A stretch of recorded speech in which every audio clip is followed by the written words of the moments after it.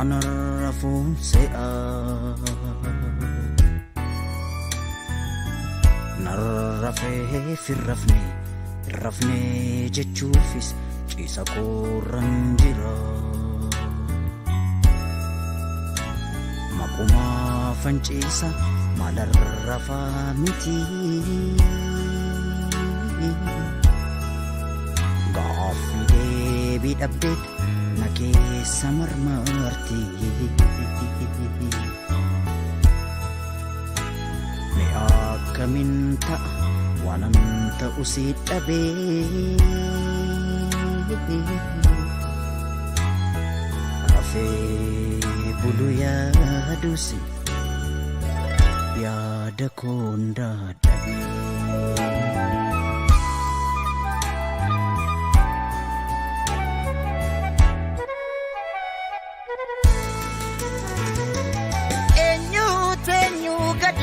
kanatu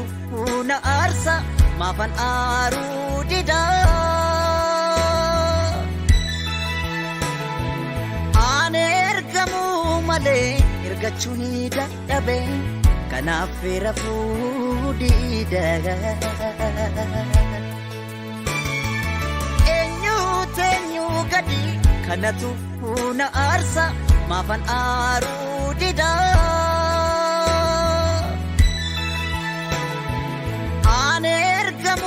malee ergachuu ni dadhabe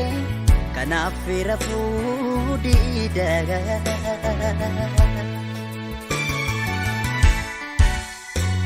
garaan koo rakkattee rakkina faarsiti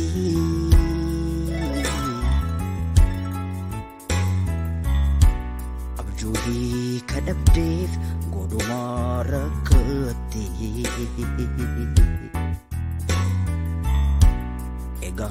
amma yoomiitti gadadoo ni jiraatti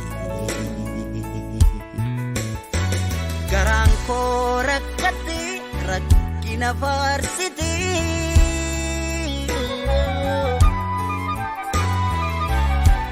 abjuudii kadhabdeef godhumaa rakkatti egaa amma yoomiitti gadadoo ni jiraatti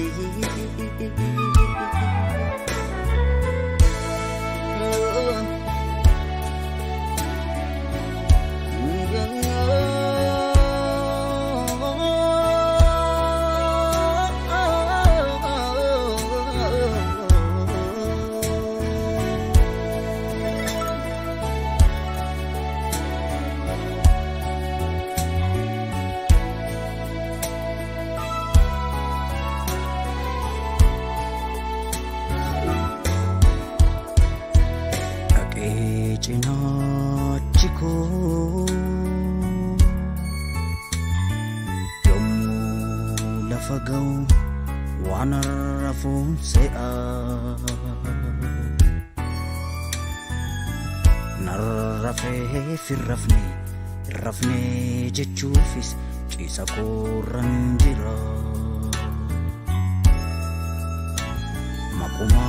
fanciisa maalarrafaa miti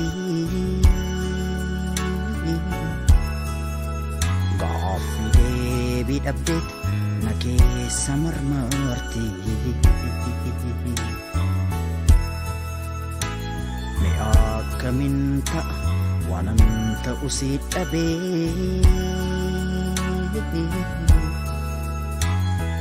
rafee bulu yaadusi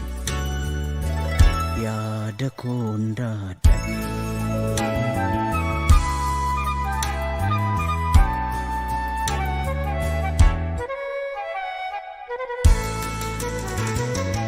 innaa guddaa caale guddaatu innaate ankanaafan aadaa dubbii saana dhibee deebii saafan dhabee kanaaf rafuu dida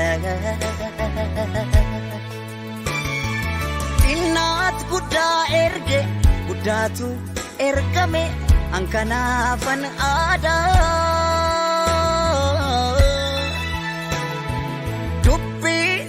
na dhibe deebii saafan dhabe kanaaf rafuu diida.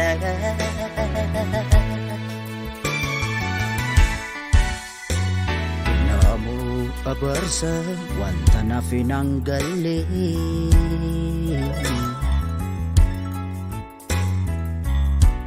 irra aanuu didee maaf jala eelale otuma saaf galuu maaliif keessaan galle kennamoo abarsa wanta naaf hin galle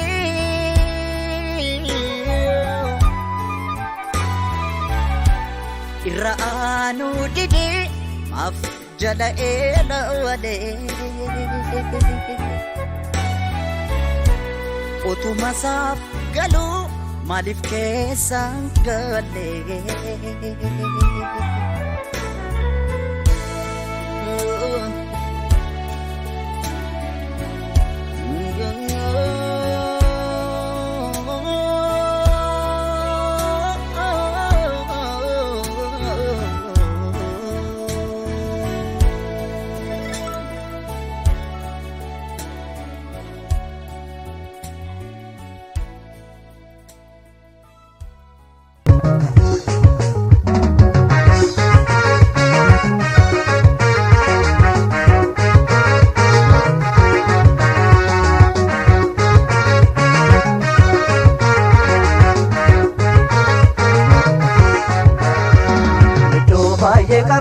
Kita beektu dirra